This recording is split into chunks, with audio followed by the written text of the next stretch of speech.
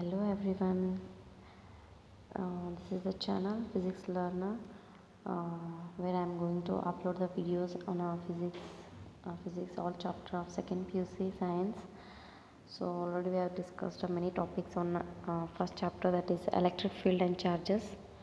So in the last class we have discussed about the continuous charge distribution. There are three types of charge distribution: charge density, continuous charge distribution. There are three types: linear charge density, surface charge density, and volume charge density. We have learned this thoroughly, and next we have discussed about some note section I have discussed which are helpful for the CT purpose. That is surface charge density of a bigger drop, that is equal to the n raised to n means number of small drops that are combined, raised to 1 by 3, where into this is the surface charge density of that small drop, and also radius of bigger drop, same equation of the above. So these are some CET concepts we have discussed, which are very helpful to you, which are definitely going to ask questions on these two equations. And next we have discussed about the Gauss theorem, which is very important formula to you. And today we are going to discuss about application of this Gauss law. Gauss law is nothing but psi is equal to, psi means the electric flux. Electric flux means the electric field lines, that are number of electric field lines that are passing through the unit area or any to this area. That is flux is electric flux is nothing but the number of electric field lines passing through the given surface area, that is number of electric field lines passing through given surface area, that is ds, small surface area, E into ds. This is the this is the electric flux definition, you know that. But here Gauss theorem is given that the total electric flux is also given by the total charge enclosed in the given surface into the 1 by epsilon naught times. So we can write that flux psi equal to q by epsilon naught. This is the Gauss theorem. So here epsilon naught also I discussed in the last video. Please check it my last video, then you can clearly understand now this video. So if you want to watch this video, you have to see my last video also, then you can easily understand what I am explaining today. So without getting late, let us get into our topic today, that is application of a Gauss law. Gauss law I just now discussed what is that. So we have to find the electric field expression of electric field. Using this Gauss law, we can find the electric field at any point by drawing the Gaussian surface. We cannot say at a point, if it is a circle, we have to find the electric field inside, outside, and at the surface also. So we cannot easily find out at the point what is electric field. So we have to draw Gaussian surface. I also discussed what is Gaussian surface. That is, Gaussian surface means is an imaginary surface that must lie on that point where we have to find the electric field. So this Gaussian surface lie at that electric field at that point where we have to find the electric field due to the point charge or any charge. So using this Gauss law, in Gaussian surface I have to find the electric field. So those are called as the applications of Gauss law. So you are getting these first there are 5 derivations now I am going to derive. So the first derivation is very important, and also the fourth and the fifth. Expression for electric field at any point due to charged spherical cell. This due to the spherical conductor we are finding the electric field. That one is important, and the second and third is not that much important, just for your you may get a 2 marks, or just for understanding you have to watch these 2 derivation. And this is the electric field at any point near the surface of the charged conductor. Surface area we are taking.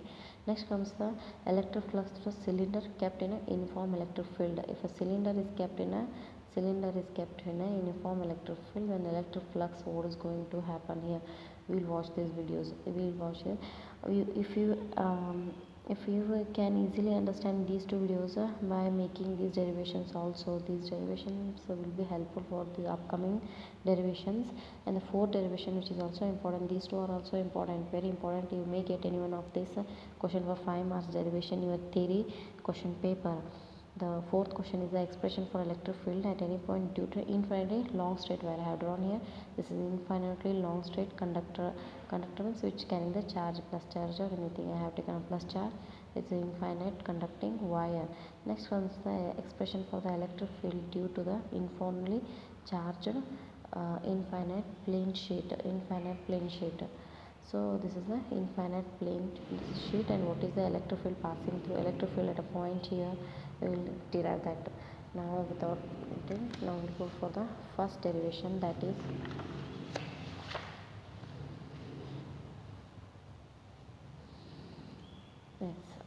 the application cause of first derivation. I already said that as due to spherical conductor we have to find the electric field. Let us consider the spherical conductor of a radius r. Take it a radius r. Okay, we have to with the center O, where a charge q is kept at this center. So spherical shell with a O carrying a charge q coulomb, the electric intensity at different points can be found. We can find the electric field at outside the sphere and inside the sphere, and due to the and also on the surface of the sphere also. Let us first find out the at a point well outside the sphere. If a point charge is q inside the is kept at the center of the sphere, then this q charge, the electric field lines are always this is a plus q charge. Electric field lines are always direct outward of the plus q charge. We have already discussed in the electric field lines as that is that the electric field lines is directed outward from the plus q charge, and if it is minus q charge, then the electric fields are directed towards that charge. So if it's plus q charge, then all the electric field lines are directed outside. That is always perpendicular to at that point are normal to this surface. You can say that. Now we have to find the electric at a point outside the surface. Okay, at a point outside the surface. Let us consider any point. Take it at a point P here. Now here we have to find the electric field outside this sphere due to this charge, due to this conductor sphere. Now we have to find the electric field at this point. So we have to draw Gaussian surface which lie outside the sphere, and also it must lie on this point also, so we can find the electric field easily. This is a Gaussian surface, means it is an imaginary surface. We have to find the electric field, so we cannot find easily at a point this. So by drawing Gaussian surface, if you are deriving electric field at any point, means you have to have closed surface. So if you have a closed surface, then you can apply the Gauss theorem. That is Gauss theorem. You already know that psi is equal to q upon, that is total charge enclosed. Enclosed means you have to have a closed surface, so you have to draw Gaussian surface, that is a closed surface. Q upon s on closed surface. Why I am drawing Gaussian surface, I don't know. This is application of Gauss theorem, so we have to apply Gauss law. So for that sake I am drawing a closed surface of this. This is an imaginary surface called a Gaussian surface. Let P be a point. Here P be a point, and this outside radius is outside Gaussian surface radius a small r. Inside radiation surface sphere has a radius r, and then the outside spherical surface Gaussian surface that have radius small r from the center O. Consider Gaussian sphere with a center O and a radius r. The electric flux through the surface. Now the electric flux is through the surface.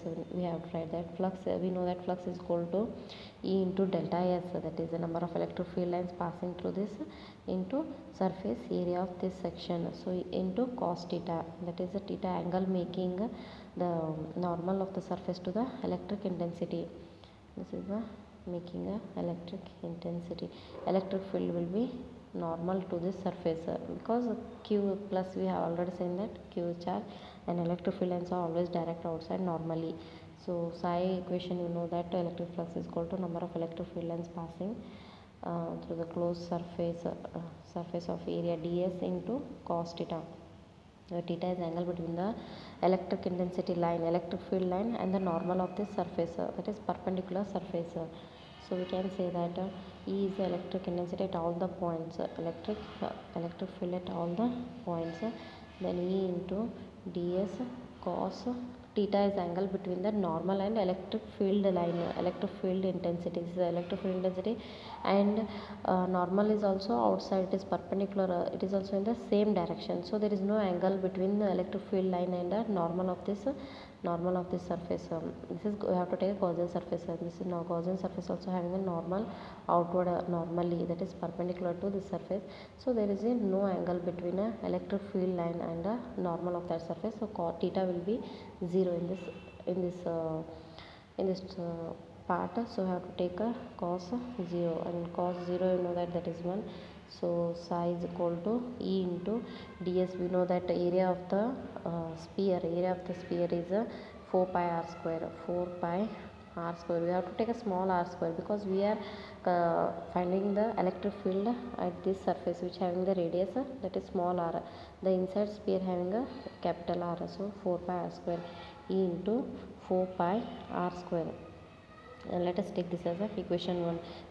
We have derived this equation from the definition of the electric flux definition, that is number of electric field lines to the small area ds into cos theta. So we have to apply now Gauss theorem, that is we know that Gauss theorem is psi is equal to electric flux is equal to q by number of total charge enclosed in of this surface divided by epsilon naught. So equating these two equations, though this is also psi and this is also equation, equating 1 and 2, we have to equation from RHS right hand side is equal, that is E into 4 pi r square equal to q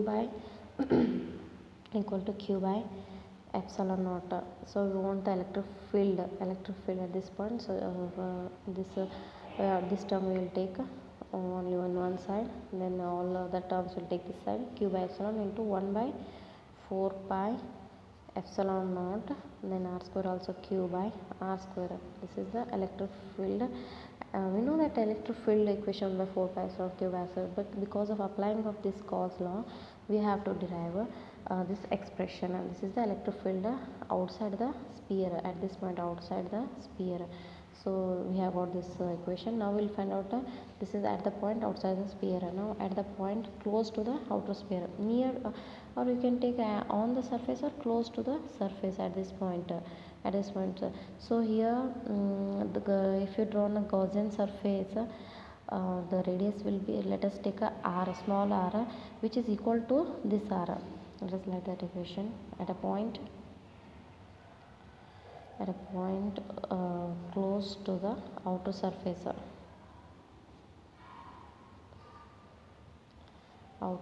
of the sphere. If the point P is very close, this point is very close to this inner surface sphere, so that this r is nearly equal to capital R. This Gaussian surface radius r, if you have taken here point, then this small r is equal to the capital R. So radius will be so small, is both are equal. So we have, so the radius of the sphere, then we have just remove this r and have to put the capital R, that is 1 by 4 pi epsilon naught q by r square. This is the expression of the electric field on the surface of the sphere. This is the expression of the electric field. We will just replace the small r by capital R because we have taken the Gaussian surface. We have imagined point on the surface, so this small r will be equal to capital R. Now we will see. Now we have seen that everywhere we have to find electric field. We have derived electric field outside the sphere, on the sphere, now inside the sphere. Just by drawing the Gaussian surface inside the sphere, we will get the expression of electric field inside the charged sphere. At the point, at any point inside the sphere. When a point P, take a, I'll draw once again. This is a sphere which is of capital R, radius R, This is a charged conductor. The same sphere I have drawn up. Once again I am drawing here. We want to find out the electric field inside the sphere. So let us take a point P. Now we are finding the inside the sphere. So we have to draw Gaussian surface which will lie on this point. So inside this, now if we find out the electric field inside the sphere, then we'll definitely get the what is the electric field inside the sphere. So reside on the surface. So here we inside the sphere, when it comes to the point inside the sphere, we have to know that charges on the conductor or any sphere. I have already said that charges always lie on the surface of the sphere. There is no charge inside the sphere, inside the conducting sphere. If it is a conductor, then always charges lies out on the surfaces. So inside the conductor, always the charges will be 0. Always the charge will be 0. Q is equal to 0. So can write that flux is enclosed charge divided by epsilon naught. If Q is enclosed charge is 0, then flux definitely will be 0. So flux will be 0. That flux, this is a Gaussian, using Gaussian law. We have defined that flux is equal to E. We know that electric field lines passing through into this is area. You can take area A also or ds. So electric field we can take E this side and psi upon A, and if flux is 0, then electric field will be 0. We cannot find out the electric field inside by this, by taking this formula, that if flux E into A, we can find out the electric field. So flux is 0 upon A, then definitely electric field inside the conducting sphere is also 0. There is no formula for electric field inside the conducting sphere. Electric density at any point inside the charged sphere is always 0. So we can, now we got a 3 formula due to the, this is the first derivation of a Gauss law due to spherical conductors. So at a point outside the sphere I have derived. You may get a 5 marks question. These are the clear cut equations. If you write this much, you're definitely going to get a 5 marks, and you have to write sentences middle of this where the flux is 0 all everything. Okay, this much you have to remember that if you want to apply Gauss law to find electric field, you know that flux is equal to E into ds, and flux is equal to, by Gauss law, Q upon epsilon naught. Just you have to E into ds is equal to Q upon epsilon naught. Apply this equation, the equating these two equations, that is E into ds equal to Q upon epsilon naught, is a main formula you have to know. Now let us find out the expression of electricity near the surface. That is the second one I have shown you here. Expression for electrified endpoint near the sphere of a charged conductor. That is a charged conductor.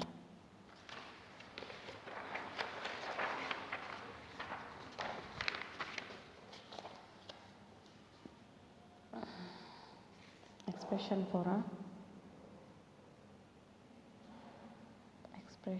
for electric field at a point near the surface of a charged conductor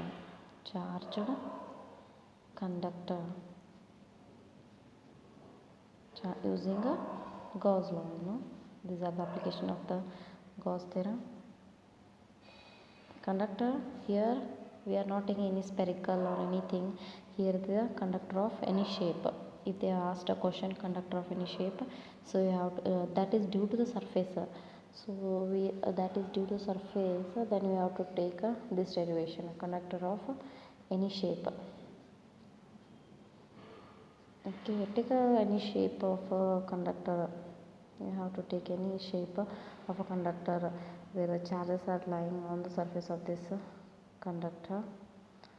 So we have to take any small surface area of this conductor. So AB be a surface area, and due to this surface area we have to find out the electric field inside and outside and at the point of this conductor. So near the surface they have asked the electric field at a point, this is a point P near this surface, point P where it is near the surface of a charged conductor. Let this AB be a surface of a charged conductor of any shape. Let this P be a point close to the outer surface, and if you got in a question that is surface, then you have to know that sigma is a surface charge density. I have said that in a continuous charge density, sigma, lambda, sigma and a rho. If you got a length in a question, you have to consider the lambda because it's a linear charge density. If you got a area, then a surface charge density sigma. If you got a volume, then you have to define a rho, that is a volume charge density. So here sigma you have to take a, where you have to take a sigma. Sigma is a surface charge density at this point. Sigma, due to these charges, sigma is a surface of this surface charge density at this point. Consider now we have to draw a Gaussian surface. We cannot find easily at this point how to at this point the electric field. So just we have to draw how to draw Gaussian surface. There are two. You can draw Gaussian surface spherically and also cylindrically. These are the two main Gaussian surface. You have to draw to know the electric field. So draw Gaussian surface, that is about a pillbox, or you can take a cylinder which will enclose this point P. Wait one second. And this is the Gaussian surface. This is the Gaussian surface which encloses the point P. When the derivation is due to the electric field at near the surface, a point near the surface of a charged conductor. So I have to draw the Gaussian surface which will enclose this point P with one end face of this area is ds. Always electric field at this point will direct outside. So due to the plus q charge, and the ds containing and a point P lies outside, and another one of the face of this Gaussian surface will lie inside the same area. This let q be a q lies inside the conductor. So we have to find the electric field at point P and point Q. And also there are three. If you draw Gaussian surface of a cylinder, then there are three. Can take three steps to derive the electric field at one surface and another surface, and this is the curved surface of the cylinder. This is the curved surface of the cylinder. So the electric flux through the end face containing Q. Here the flux here and at the end Q is 0 because flux at Q equal to 0, because here the charge inside the point Q lies inside the conductor. So you know that inside the conductor the charge will be 0, hence the flux at a Q will be 0. Then the flux is 0 means electric field also will be 0. Now we have to find the electric flux through the curved surface of the Gaussian surface. Gaussian surface. This is second surface. Next we'll find at a point P. Now this is the flux. I write this. Flux through at point Q. This is Q, that is flux is equal to 0 due to the charge inside will be 0. Next will come a flux through the curved surface of the cylinder. Flux due to curved surface of a cylinder. Surface of curved surface of a cylinder will also be equal to 0 because electric field lines here electric field it is E, which is always outside that point or a surface always that is parallel to this surface. Okay, the surface, if I extended a cylinder like this, a curved surface, then this electric intensity or electric field is parallel to the axis of this cylinder. Axis of cylinder always comes to this. So if parallel electric field lines is also parallel, there is no angle between this and this. So I have to take a curved surface. The electric intensity will be always equal to 0. And the next comes the electric intensity at the point P. At the point we have to define electric field passes only through the surface. Through this surface is also 0 and through this surface is also 0. Now we have to find out the electric intensity or electric field which passes through surface at point P. That is equal to, now the flux passes only through point P, only through the point P. So we have to, so at P we'll consider the electric flux. So electric flux is equal to the small change in a flux, that is equal to, you know, that E into ds into cos theta, E into ds into cos theta, that will equal to d psi equal to E into ds, and we have to see what is the angle between the, here E is also in this direction, in the upward direction. If it is a sphere and the electric field is also in the upward direction. If we draw normal means the perpendicular line facing that surface, that is also will be in the upward direction. So there will be no angle between these two lines. So theta will be 0. So the cos 0 will be 1. So E into ds we will get if you have to write here a point, that is why theta is equal to 0, because E is normal to the surface. If I think this one point is important, if a electric field is normal to the surface, then theta will be 0. E is normal means finish the surface having the normal means it is outward. If electric field is also normal to the surface, then there will be no angle. So if E is normal to the surface, then theta will be 0 to the surface. So then definitely theta will be always 0 and we will be normal to the equation. Now we this is the flux definition. We now will apply a Gauss theorem, that is d psi, the change in flux, that is equal to 1 by epsilon naught into dq. Here why we are writing dq and not a q only, because we are considering only a small charge. The whole, if we whole section we have taken, that will be equal to q. So we are only now only deriving for a small part, a small surface area, that is a ds we have taken. So I have to take a dq charge. So that will become 1 by epsilon naught into dq charge. So where dq is a charge present in a ds area, the small ds area, I have seen that. Okay, we have to equate now this and this equation, where both our equations are same. So E into ds is equal to 1 by epsilon naught into dq. Bring this ds this side, that is E is equal to 1 by epsilon naught dq into ds.